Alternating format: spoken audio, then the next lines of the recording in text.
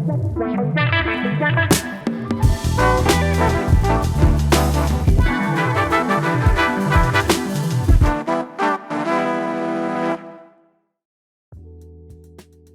been a busy couple weeks of gaming news, but the story that has really dominated this space has been the sudden end of Destiny 2. On May 21st, Bungie announced that Destiny 2 would receive its final content update on June 9, 2026, as they move on to new projects and continue building out Marathon. Thankfully, both Destiny and Destiny 2 will continue to be available to play, minus the content that Bungie vaulted over the course of Destiny 2's lifespan. Maybe Bungie would earn some goodwill by making that content available again as they end support. Just a thought. The outcry from Destiny fans was swift and quite furious across the internet. It's a game that, as Bungie itself puts it, has had a lot of highs and plenty of lows.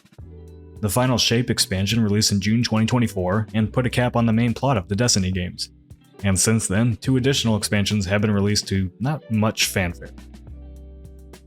Destiny reached its all-time peak player count with the final Shape expansion, but has seen a steady decline ever since. The additional expansions didn't bring in new players, or many returning players for that matter, and I think most Destiny fans would agree that it has felt like Bungie has just been spinning their wheels, trying to find the magic again. Most assumed that Bungie would have been working on a Destiny 3, considering the popularity of the franchise, but Bloomberg's Jason Schreier has reported that is not the case. In fact, Destiny 3 hasn't even been greenlit by Bungie or PlayStation, which has left a lot of fans in disbelief and anger. An online petition has even been started, generating hundreds of thousands of signatures to show how much support there still is for the franchise. But if Bungie's update about Destiny 2 is any indication, it seems they might be moving on from the franchise altogether. At least for now. For almost 12 years, we've had the joy and honor to explore the Destiny universe with you all. Through all the ups and downs, surprises and triumphs, building Destiny alongside our players has been a monumental privilege. While our love for Destiny 2 has not changed, it has become clear that after the final Shape, we have reached a time for our shared worlds, and Destiny, to live beyond Destiny 2. As our focus turns towards a new beginning for Bungie, we will begin work with incubating our next games. To that end, on June 9, 2026, we will release the final live service content update for Destiny 2 to begin that new journey as a studio. Bloomberg reports that Sony and Bungie are planning significant layoffs as the team working on Destiny currently does not have a new project lined up to immediately move over to as the game wraps up development. Schreier, who has recently launched his own YouTube channel to provide additional stories and context on his reporting, released a video talking all about the history of the Destiny franchise that's worth giving a listen to if you don't know the backstory of all the changes Bungie and Destiny have gone through during its lifespan. But if you've also been following Unpacked for a while now, it probably won't surprise you that a Destiny 3 hasn't been greenlit because in today's market, it would just cost way too much money to make, with no guarantee that it would ever reach the heights of Destiny 2.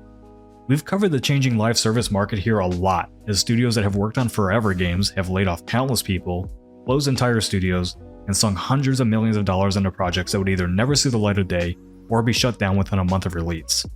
Sony in particular, under the leadership of Jim Ryan, greenlit over a dozen live service projects, and none have been the massive hits they were hoping for outside of Helldivers 2. So, even with a franchise as revered as Destiny, I think it's easy to see why Sony or even Bungie would be unwilling to begin another massive live service project right now.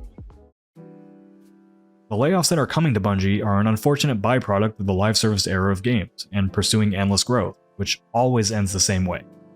The people that allowed that growth being laid off while the people at the top walk away with massive amounts of cash.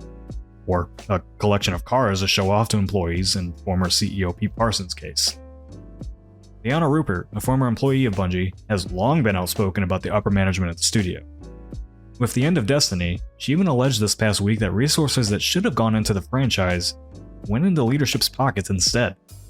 There's been a ton of reporting about mismanagement and culture issues at Bungie over the years. Some of those problems still seem to be prevalent even today, as leadership made the decision to end Destiny development earlier this year, but didn't communicate it to staff until basically when the public announcement was made. It's sad that Destiny is going out with a whimper rather than a bang. While I enjoyed the games, I also wasn't as invested in them as the hardcore fanbase and fell more into the category of the casual player who felt very out of the loop anytime I loaded the game up to play it. Another point to remember is that Destiny 2 was never planned as an endless live service game, as Activision's original strategy was to basically annualize the franchise, and it only became the live service project it is today once Bungie went independent again. The fact that it lived as long as it did is commendable on its own. That said, the future of Bungie is pretty uncertain. I personally don't see Bungie being closed, but with layoffs pending, I'm sure Bungie will be a much smaller studio going forward, focusing on smaller projects that don't have to meet the standards of Destiny. Forbes' Paul Tassi even reports that Marathon isn't expected to become the new Destiny for the studio. The expectation from publishers that developers can just keep pumping out generational numbers is what got the industry where it is in the first place in terms of layoffs, cancellations, and closures. So part of me sees this as a course correction and sigh of relief for a studio that was undoubtedly under immense pressure all the time. It's horrible that people are going to lose their jobs because of it, but there's also a point the industry has to realize what's feasible and what's not. And burning out generations of talent to achieve these unrealistic expectations has caused so much destruction in such a short amount of time to so many studios and livelihoods. Bungie created one of my all-time favorite franchises with Halo, and Microsoft wanted them to keep making that, so they went independent. Then Bungie created Destiny, which became a whole new generation of players' favorite franchise, and then people only wanted them to keep making that. Now they've brought back Marathon, which has quickly become one of my favorite multiplayer games, even if it's not as popular as their previous series. And while fans wanted Destiny 3, I also want Bungie to make it because they want to make it, and not because they need to chase infinite growth and player counts to please the shareholders. I feel like this is often lost in the discussion of what players want versus what the developers themselves want.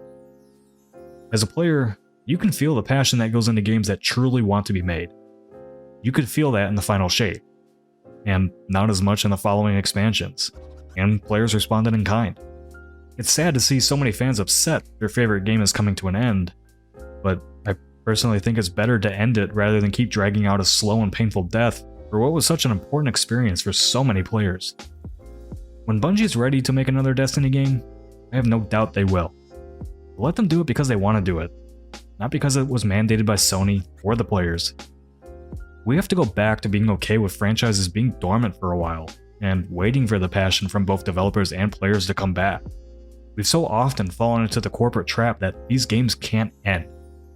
In his video, Schreier tells a story about how former Activision CEO Bobby Kotick wanted his game franchises like Guitar Hero to be yearly, and then quarterly, and then monthly. We need to be careful and not turn into that ourselves.